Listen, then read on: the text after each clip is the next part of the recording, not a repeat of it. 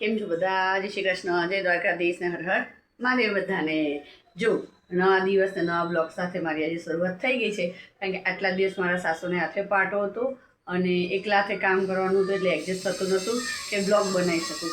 પણ જો મારા સાસુને આજે જો ને ગઈ 22થી આજે 22થી મારા ખ્યાલથી કાલે પાટો છોડ્યો અને હવે એમના ઘરે ગયા, કારણ કે એમને નોકરી ચાલુ એટલે રહી નહીં, એટલે કાલ રાત્રે ત્યાં ગયા હતા અમે લોકો.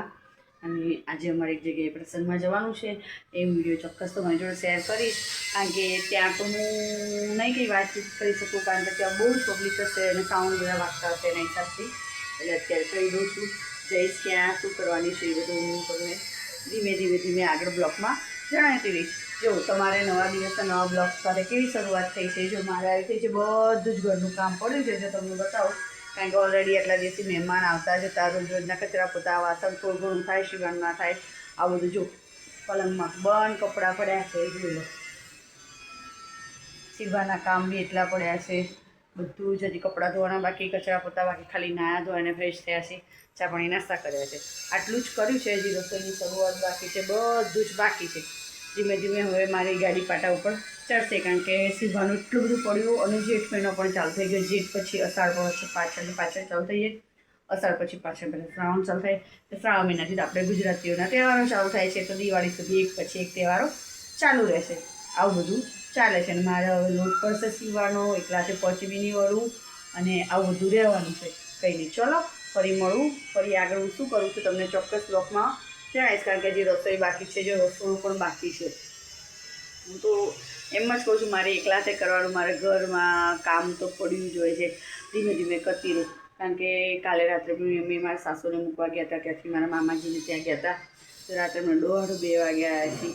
એના હિસાબથી રાતનું કામ થોડું બતાવ્યું, વાસણ પાણી કર્યા, પાણી જતું રહ્યું. હવે મારે 1 વાગતા આવશે, હજી રસોઈ બાકી છે, મારે માતાજી પણ ભજવાના બાકી છે અને રસોડું બાકી, રસોઈ બાકી, બધું બાકી છે. હવે ધીમે ધીમે હજી 10:30 થયા છે, એટલે ફટાફટ પહેલાં રસોડું પતાવી દઉં, એક બાજુ શાક વઘારીને લોટ બાંધું, પછી ઘરના ધીમે ધીમે કે આજકાલથી મારે બીટેકનું કામ પણ ચાલુ થઈ ગયું, બીટેકનું કામ પણ આવી ગયું છે. જો હું તમને બતાવું, આ આખી થેલી બીટેકની પડી છે મારે, હા એનું કામ કરીને બપોરે 1 વાગ્યા સુધી બી આપવાનું છે, એટલે બધું આવું હવે મારે લેફ્ટ રાઈટ ચાલુ છે. કંઈ નહીં, ચલો ફરી મળીએ. એમ છો? જો સવારે મળ્યા પછી અત્યારે મળ્યા. અત્યારે તો દવાખાને જઈને આવી, મારી એક ફ્રેન્ડ છે, મારા સામા બહેણે જ રહે છે, અને બાટલા ચડાવતા એ ટાઈફોની અસર થઈ ગઈ છે અને બાટલા ચડાવવા લઈ જવાના હતા, લઈ જઈને આવી. હજી રસોઈ પાણી બાકી છે. સવારમાં મસ્ત ચા ભાખરી ખાટો અથાણાનો નાસ્તો થઈ ગયો, એટલે કોઈને ભૂખ નથી. થોડી વેફર કરી છે, મકાઈ બાફા મૂકી છે, અને 2 નાના ભૂલકાઓ અમારે ત્યાં મહેમાન તરીકે આવે છે. કોણ આવે છે એ હું તમારી જોડે આવ્યા પછી શેર વિડીયો કરું છું. અને બીજું એ કે જો કામનો પાર નથી ઘરમાં, અને બીજું એક બાજુ ઊંઘ આવે છે, કારણ કે રાત્રે 2-2 વાગ્યા સુધી અમારે એક જગ્યાએ જવાનું હતું, મારા સાસુ ત્યાં ગયા હતા, આજે પણ જવાનું છે, ત્યાં જવાનું છે. શું કરવા છું તમારી જોડે ચોક્કસ વિડીયો શેર કરીશ. આ બધું ચાલી રહ્યું છે, ઘર સમૂહ કરવું છે, મારા મિસ્ટર ગયા છે બહાર, એ આવે છે.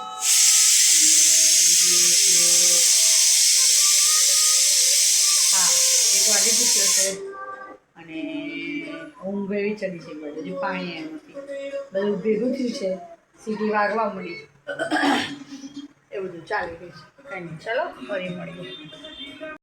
જો સવારે મળ્યા હતા, પછી અત્યારે મળ્યા છીએ. જો અમારે વેકેશન કરવા પલટન આવી ગઈ છે, એક અહીંયા છે, એક જો બાથરૂમમાં છે, હાથ પગ મોઢું ધોવે છે.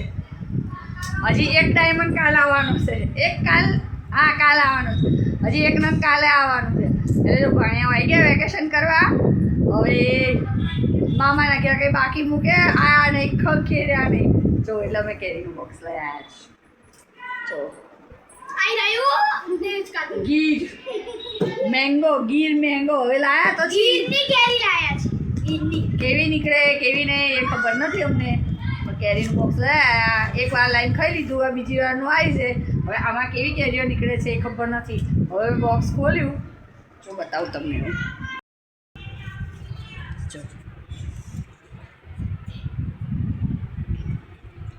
જો આવું ફળ છે, સરસ મીઠું એકદમ, અને કાચી પાકી છે બધી. હવે જોઈએ કાપીએ પછી ખબર પડશે કેવી છે કેવી નહીં. ગઈ વખતે તો મસ્ત આવી હતી, પણ એ ડાયરેક્ટ અમારે જુનાગઢથી આવી હતી. આ વખતે અહીંથી લીધી છે એક પેટી. હવે જોઈએ આ વખતે કેવી નીકળે છે કેવી નહીં. અમારે બને ત્યાં સુધી તો અમે જુનાગઢથી જ મારા કાકાને ત્યાંથી જ આવે છે કેરીના બોક્સ, એટલે અમારે જોવા ઘણું રહેતું જ નથી.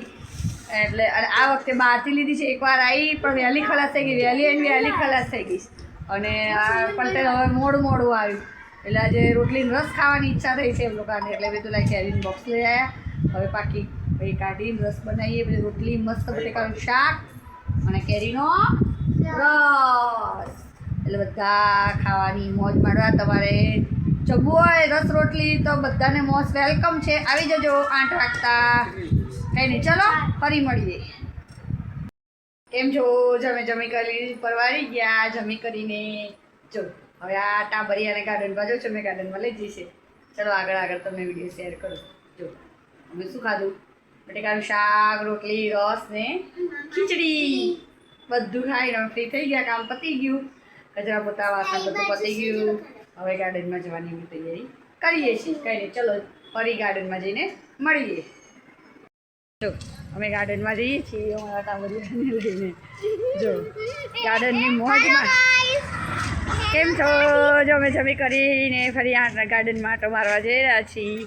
ગાર્ડનમાં મોજ મારવા તમારે આવું હોય તો આવતા રહો. જો મારા ભાણિયા આવ્યા છે, એમને ગાર્ડનમાં જવું છે એટલે ગાર્ડનમાં લઈ જાઉં છું. ત્યાં ગાડી લપસેણી અને ઝૂલા પણ છે અને બધું છે, એ લોકોને મજા પણ આવે. બરાબર ને? હે ને? હા, તમારે આવું હોય તો આવો. કંઈ નહીં, ફરી મળીએ. ચલો આમ લાવીશું.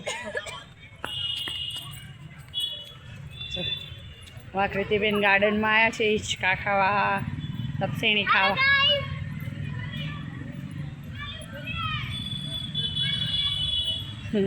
ચોટલો ઉલારતી જાય છે અમારા ગાંડું ભગત. ગાડા કાઢ જ દીઓ ભેગા થઈને. કંઈ નહીં, ચલો ફરી મળીએ. કેમ છો? મજામાં ને? જો મેં ગાર્ડનમાં જઈ આવ્યા, નીચે આંટો મારે. 11:30 વાગી ચૂક્યા છે અને મારા 3 માતાજીઓ નાવા ગયા છે ખામટા. પાણી રાખે તો સારું છે ને, તો સવારે વહેલા ઉઠીને ડોલો ભરવા જવી પડશે. કંઈ નહીં, ચલો આજે જો સવારનો બ્લોગ ચાલુ કરે તો લેફ્ટ રાઈટ ચાલુ હતી, એક પછી એક. અને જો ત્યાં 11:30 થઈ ચૂક્યા છે. બસ સુવાનો ટાઈમ તૈયારી કરીએ છીએ. બધાને જય શ્રી કૃષ્ણ, જય દ્વારકાધીશને હર મહાદેવ બધાને. અને બાપા સીતારામ. બધું મારી ચેનલ લાઈક કરજો, શેર કરજો અને સબસ્ક્રાઈબ કરજો. બેલ આઇકન દબાવવાનું ભૂલતા નહીં. આવા વિડીયો તમને જોવા મળશે. કંઈ નહીં, ચલો કાલે સવારે નવા દિવસના નવા બ્લોગ સાથે ફરી મળીશું. બધાને જય દ્વારકાધીશ. हम कैसे समझे that he is quite on the low या फिर वो रिटायर हो गया as a god? I have no idea.